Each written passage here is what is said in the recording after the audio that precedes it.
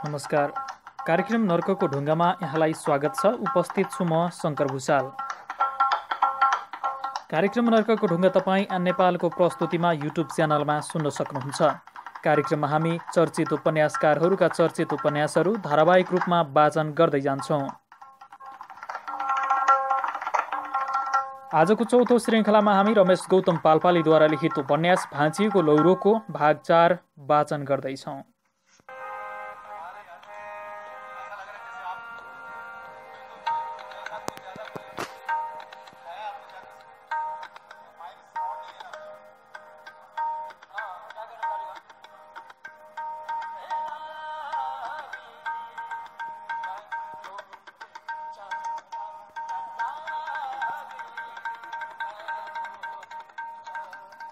वीरुले SLC pass गर्दासम्म Bistaji पनि बढुवा भएर सोची भइसकेका थिए र उनका छोराछोरीले पनि पढाइसकेर योग्यता अनुसारको काम सम्हालिसकेका थिए। समाजमा उनको बोली सजिलै बिक्ने भएको थियो। त्यसै हुनाले एउटा बैंकको कार्यालय सहयोगीमा वीरुलाई लगाइदिए। वीरुले पनि नुनको गुण कहिले बिर्सेन। विष्टजीको घरको कामलाई उसले झन् लगनशील भएर काम गर्न थाल्यो र बैंकको काम पनि इमान्दारीपूर्वक गर्दै आफ्नो पढाइ पनि चालु राख्यो।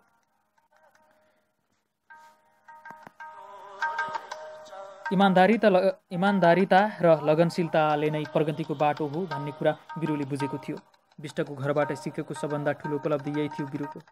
बेइमान, कमजोर र आलसी व्यक्तिले कहिले पनि प्रगति गर्न सक्दैन। वीरुमा यो कुराको एकदमै अभाव थियो। त्यसैले जहाँ गए पनि जे काम गरे पनि उसले सबैलाई आत्मीय बनाउन सफल भएर उसको प्रगतिको मूल कारण पनि यही रह्यो। वीरुले सुत्नको लागि केवल रातको 12 बजेदेखि 4 बजेसम्मको 4 घण्टा छुट्यायो। बिहान 2 घण्टा, साँझ 3 घण्टा पढ्नको लागि र कार्यालय समय बाहेकको समय घरको कामको लागि भनेर समय तालिका मिलाएर काम गर्यो। यसरी काम गर्दा न त पढाइलाई बाधा पर्यो न त कार्यालय वा घरको काममा।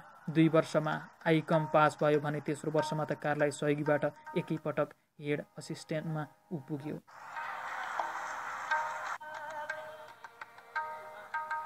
अब भने ऊ ढुकुर खोलाको हेलाको पात्र बिरे रहेन। उसलाई बिरे र वीरुको ठाउँमा वीरबहादुर भनेर सबैले सम्बोधन गर्न थालिसकेका थिए भने विष्टको घरमा उसलाई दयाले होइन मायाले वीरु भन्थे। प्रगति गर्न चाहनेहरूका लागि उसको लगनशीलता र इमान्दारिता उदाहरणीय भएको थियो। उसले आफ्नो पढाइ एवं घर र कार्यालयको काम यथावत गर्दै गयो। 4 वर्ष लगातार बीकम पनि पास गर्यो।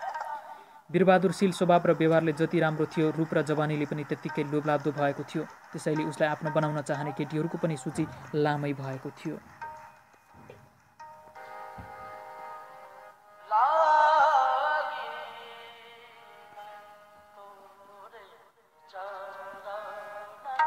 त्यसमध्ये उसैको बैंकको कार्यालय सहयोगी पदमा काम गर्ने सरिता नकर्मी भने उसको लागि जिउ ज्यान फालेर लागेकी थिए। वीरबहादुर पनि सरितालाई मन पार्थ्यो र यस कुराको चर्चा गाईगुई सुनिन थालेको थियो। तर आफ्ना अभिभावक विष्ट परिवारमा भने उसले मनको कुरा खोल्न सकेको थिएन। वीरबहादुर विष्ट परिवारबाट ज्यादै अनुगृहित भएकाले अहिले पनि उसले आफूलाई विष्ट परिवारको नोकरकै रूपमा हेर्थ्यो। त्यसैले आफूले कुनै केटीलाई माया गर्ने र उसित बिहे गर्छु भनेर कुरा राख्न सक्ने हिम्मत जुटाउन सकेको थिएन। तर उसमा पहिलेको भन्दा केही परिवर्तन भने देखिएका थिए। ऊ यदाकदा कहिले टोलाउने र कहिले एकान्तमा घोरिएर बस्ने गर्न थालेको थियो। उसको यस्तो व्यवहारले उसमा केही भएको छ भन्ने अनुमान भने विष्ट परिवारले गरेको थियो।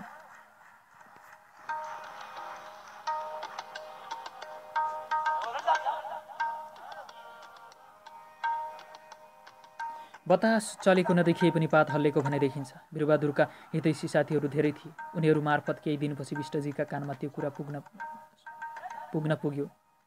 यता सचिव विष्ट जागिरबाट मात्र होइन, छोराछोरीको बिहेबारी समेत सकेर रिटायर्ड जीवन बिताइरहेका थिए। अब उनले गर्नुपर्ने बाँकी काम भनेको वीरबहादुरको घर जम्पसाउनु थियो। ऊ विष्टको आफ्नै छोरो वा धर्मपुत्र नभए पनि उसलाई आफूले कर्मपुत्रको रूपमा स्वीकार गरेका थिए। वीरुले पनि विष्टलाई बुबा र उनकी श्रीमतीलाई आमा तथा छोराछोरीलाई दादा दिदी एवं उमेशकी श्रीमतीलाई भाउजू भन्थ्यो र यस्तै सम्मान पनि गर्थ्यो।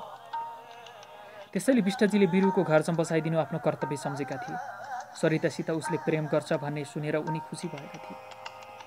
सरिताले पनि उनकै सिफारिसमा त्यस बैंकमा कार्यालय सहयोगीको रूपमा काम पाएकी हुनाले उनले सरितालाई चिनेका पनि थिए। सरिताको बाबु जगतबहादुरले डकर्मी काम गर्थ्यो भने अरूले लगन खेलमा तरकारी खेती गर्थे। विष्टको घर बनाउने बेलामा जगतले धेरै दिन काम गरेकाले उसको परिवार विष्ट परिवारसित राम्रै घुलमिल भएको थियो।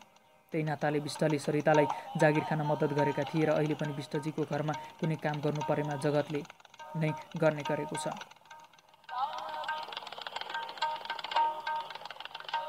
एक दिन बिहानै विष्टजी जगतको घरमा पुगे। अचानक विष्टले आफ्नो घरमा देखेर आश्चर्य भएर जगतले भने, होइन, आज हजुर अचानक कसरी मेरो झोपडीमा? म त तपाईँको घरमा केही माग्न आएको। मेरो घरमा भएको कुरा माग्नलाई हजुरले दुःख पाउनु पर्थ्यो र?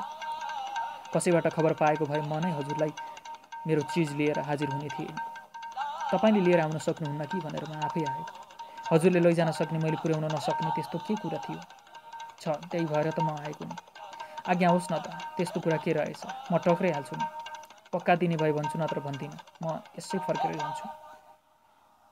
म नै हजुरको भएपछि मसित भएको कुरा हजुरले नदिने कुरै भएन। त्यसो भए भनौँ त, यस्तो खुल्दुली नगराएर चाँडो आज्ञा होस्।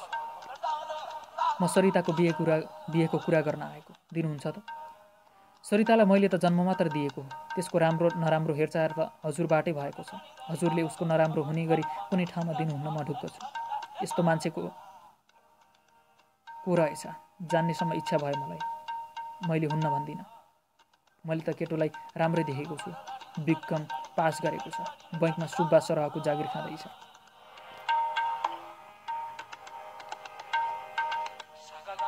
सरितालाई सजिलै पाल्छ भन्ने ठानेको छु। होइन, यस्तो मान्छे त यहाँ वरिपरि कोही छैन। को होला खै? हजुरले बिरुको कुरा गर्नुभएको त होइन? हो, ठिक अनुमान गर्नुभयो। त्यो केटा बिरु नै हो। के बिरुलाई ज्वाइँ बनाउन सक्नुहुन्छ? बिरुलाई छोरी दिन नमिल्ने त कुनै कारण छैन। खालि हाम्रो समाजले जात नमिलेकालाई छोरी दियो भन्छ कि भन्ने मात्र हो। अब तपाईँ हामीले यस्तो सोच्ने होइन। खालि केटाकेटीको मन मिल्छ मिल्दैन भन्ने हेर्ने हो।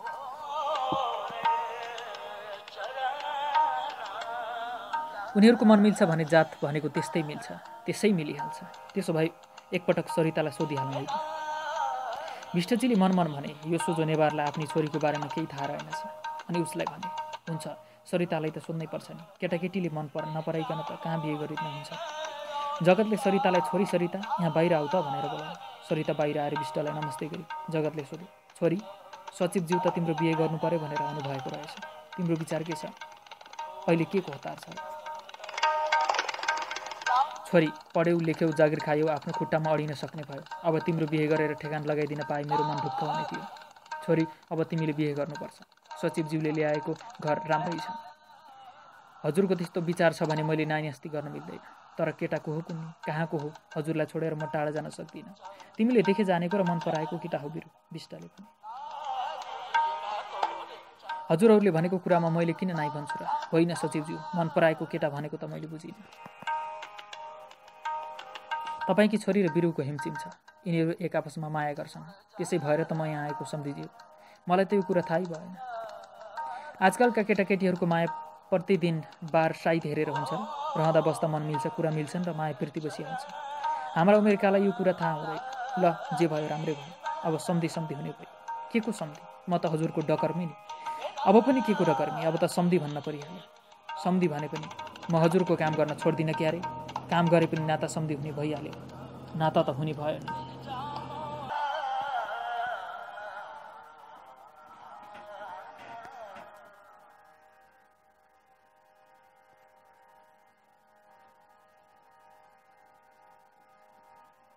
जगत उनलाई अलि परसम्म कुरा गर्दै पुर्याउन गए। बिदा हुने बेलामा जगतलाई, तपाईँ केही चिन्ता नलिनुहोस्, बिहेको साइत हेरेर मैले तपाईँलाई खबर गर्छु भनेर विष्टजी हिँडे।